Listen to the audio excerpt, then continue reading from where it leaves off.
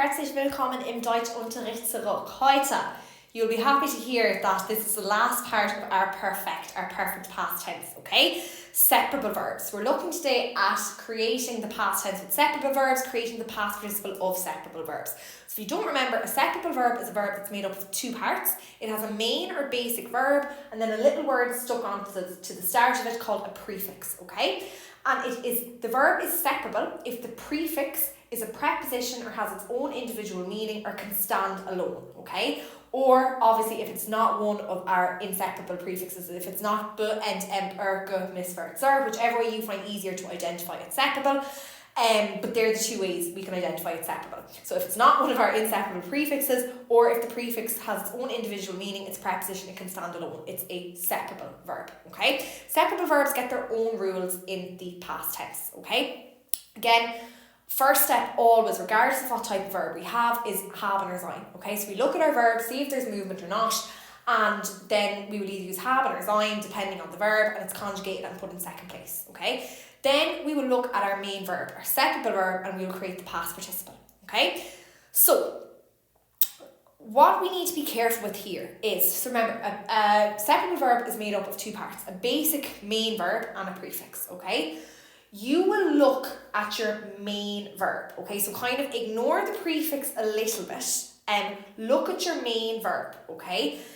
And we will then conjugate the main verb accordingly, okay? So depending on what type of verb the main verb is. So for example, our main verb or our basic verb, it might be regular or irregular, okay? So if it's irregular, it stays irregular and it still gets its normal changes. And if it's regular, we conjugate it as if it's a regular verb, okay? So look at your main verb and we conjugate it as we would normally if the prefix wasn't there, okay? So that's what we do. Look at your main verb, that's part of your separable verb, and you're going to conjugate that normally as if the prefix wasn't there, okay? So being careful if it's regular or irregular, all right?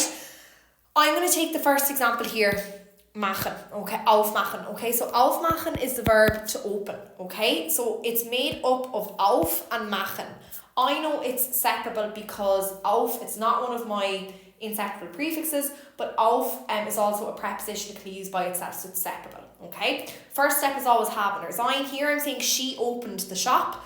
She opened, there's no movement there, so I'm using haben and conjugating it for she and putting it in second place, okay? Now I need to look at my main verb to create my past participle, okay? So when you're creating the past participle, you look at the main verb. Just ignore the prefix for a little bit, just look at the main verb. We don't forget about the prefix, but we just ignore it at the start, okay? Machen, okay?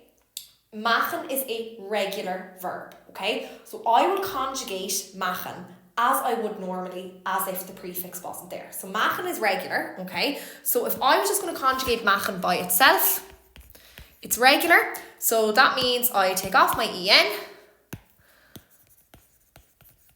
I put t to the front, and I put ge to the start. So machen by itself changes to gemacht in the past tense, okay?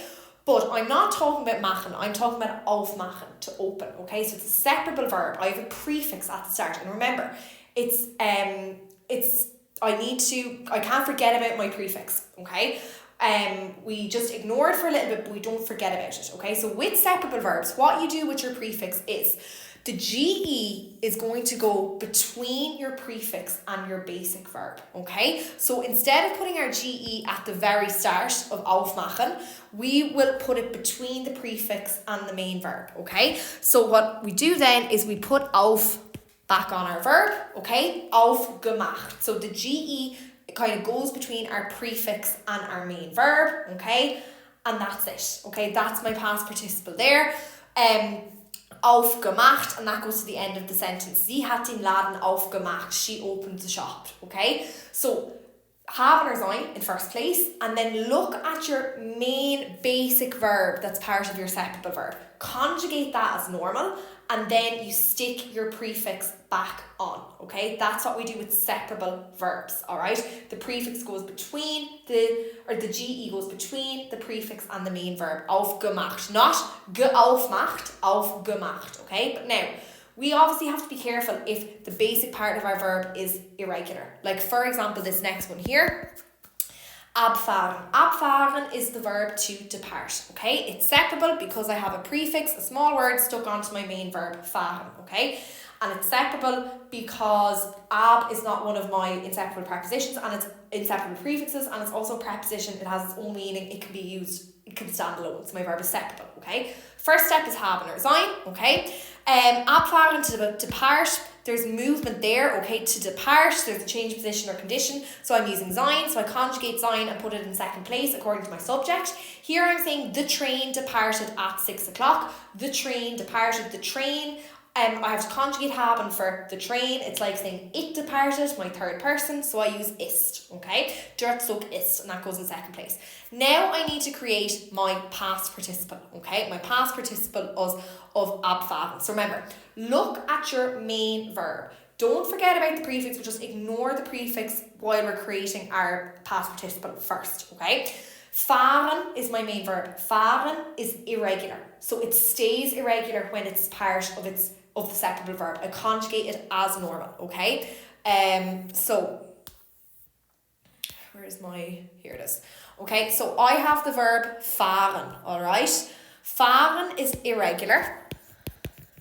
Remember, most irregular verbs get a GE at the start, an EN at the end, and potentially a vowel change, okay? I'll know, if you don't know it already, go up to your table and check, okay? Fahren changes to gefahren, okay? So it gets a GE at the start, and it keeps its EN at the end, but it doesn't get a vowel change, okay? Gefahren, okay? But my verb isn't gefahren, my verb is abfahren, okay? So it has a prefix as well. So remember, I will then stick my prefix at the front. So my GE goes between my prefix and my main verb. Abgefahren, okay? So that's my past participle, and that goes then to the end of the sentence. Abgefahren, okay?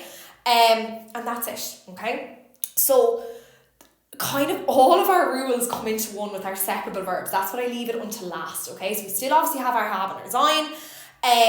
We obviously have to know whether it's separable or inseparable as well, which verbs we're going to be using.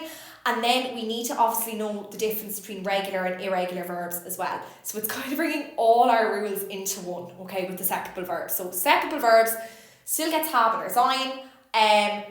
Our GE will go between our prefix and our main verb, and your main verb is just conjugated as normal, being careful if it's an irregular verb, okay? So we're just going to do a little bit of practice with them. So again, they do take a little bit of thinking, and you might find them difficult at the start when you don't know all of your irregular verbs yet. So use your table, okay, as well to help you, alright? So I am going to start off with number 2 here, okay? So we're just going to do 1 or 2 examples here. So do something, viel Schokolade, something. So I want to say you bought a lot of chocolate, okay? So my verb is einkaufen, or my verb is einkaufen, which is kind of to shop, or kind of to... that's a mistake there. I shouldn't really have einkaufen there. Do you know what? I'm going to take out... I wanted to use a separable verb, but this... No, right. Do you know what? I'm just going to take out chocolate, because I was reading that there. That doesn't really make sense. We're just going to say you shopped, okay? You shopped. Not really... We wouldn't say you shopped lots of chocolate. We'd say you shopped, okay? I don't know why I had that in there. I must have thought I was using kaufen to buy instead of einkaufen to shop, okay? So we're going to use einkaufen, the verb to shop, okay? We're going to say you shopped. Right, so einkaufen has a main verb and a prefix, so it's either separable or inseparable. I know it's inseparable because ein is not one of my I know it's separable because ein is not one of my inseparable prefixes, and it also can be used by itself. It has its own individual meaning, okay? So it's separable, alright? First step though, regardless, is haben or sein. Shop. There's no movement there, no obvious change in position or condition, so I'm using haben. Haben is conjugated according to the subject, which is du hast, and that goes in second place. Du hast, okay? Now, einkaufen. Remember, look at your main verb, okay? Ignore your prefix for now and look at your main verb, okay? Kaufen. Kaufen is regular, okay? So I conjugate it as I would normally. Because kaufen is irregular, what I do is I take off my en and I add then a t to the end and a GE to the start. So that's my past participle of kaufen, okay, gekauft, it's regular. But I'm not looking at just kaufen, to buy. I'm looking at einkaufen, to shop. I want to say I shopped. I don't want to say I bought. I want to say I shopped. So I need to then put my prefix at the start. So my GE is between my prefix and my main verb. And I end up with eingekauft. And that's going to go in last place here. Eingekauft. Okay? So du hast eingekauft. You shopped. Du hast eingekauft. Sorry about that mistake there with the viel Schokolade. I don't know what I was doing there. Good. Du hast eingekauft. You shopped, okay? I want to do an irregular one now, okay? We're going to look at an irregular one now. We're going to look at this one here, okay? Number 5. So, wir something in Stuttgart, something. So, einsteigen is the verb to kind of to get on like a train. Or to climb on, kind of, to get on or to climb on, not necessarily a train, to get on or to climb on, okay? Einsteigen, all right? There is movement here with steigen, to climb, okay? Steigen, to climb or to get on, there's movement, okay? So we're going to use sein, all right? So sein is conjugated and put in second place. For wir, so sein for wir is sind. So wir sind in Stuttgart. So I would say we got on in Stuttgart, okay? So einsteigen, again, separable verb. I have my prefix stuck onto my main verb. It's separable because ein is not one of my inseparable prepositions and it has its own individual meaning. It can be used by itself, okay? So I'm going to ignore ein, my prefix for the minute, and just focus on my main verb, steigen. Steigen is an irregular verb, okay? So more than likely, it'll have a GE, but it'll keep its EN at the end, and it may or may not get a vowel change. It does get a vowel change. I'm just going to show you in the table where it is. So as you can see here, steigen, okay, changes to gestiegen. Steigen changes to gestiegen. So it keeps this change even if it's part of a separable verb, okay? So it changes to gestiegen. Steigen, gestiegen. So it has a GE at the start, EN at the end, and a vowel change, okay? But I'm not saying here, I'm not finished yet, okay? There's another part of my verb, ein, it's a separable verb. So that ein is going to go at the start, and the GE goes between my prefix and the main verb. So my whole finished past participle then is eingestiegen, okay? So wir sind in Stuttgart eingestiegen, okay? Gestiegen, good. Good. Okay, last one I'm going to look at then is maybe number 7, okay? Kennenlernen, okay? Kennenlernen is a verb to get to know, all right?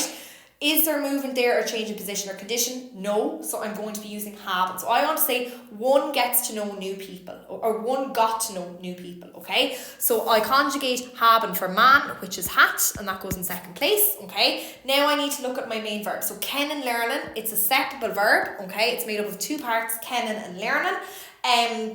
So my prefix is kennen, and then I have lernen, my basic verbs. Remember, if we have a separable verb, look at your main verb, okay? And then we add our prefix on at the end. So lernen is regular, okay? So it's regular, so that means it gets a GE at the start and a T at the end, okay? So I would have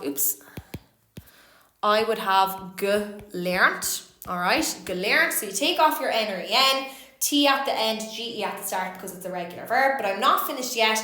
My verb isn't lernen, it's kennenlernen. So we put our prefix back at the start, and our prefix and our main verb are separated by our GE. So I end up with oh no, why does that keep happening? I end up with kennengelernt. Warte mal, 1 second. Here we go. So I end up with kennengelernt, all our past tense stuff coming up here now. Great. So I end up with kennen, man hat neue Leute kennengelernt. Okay? Kennengelernt. And that's it, okay? That is our separable verb. So like I said, they kind of take all our rules in one, okay? So they do take a little bit of thinking, but really you only have one extra step, which is just making sure that our prefix is at the start of the verb, or the start of our past participle. So if you can do regular verbs and irregular verbs, you can do separable verbs as well. We just have to make sure our prefix is at the start of our verb, and we have GE separating our prefix and our main verb. So having our sign in second place, conjugate the main verb as normal, and then stick our prefix at the start, separated, so and our GE is separating then our prefix and our main verb. So that's everything then with our perfect tense, okay, with our perfect past tense. Hoffentlich hat das geholfen. I hope that helped und wir sehen uns im nächsten Unterricht.